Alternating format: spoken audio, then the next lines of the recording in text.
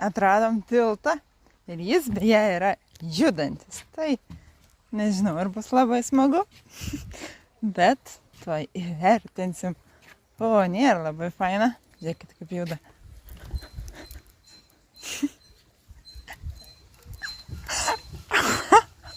Kai supynės.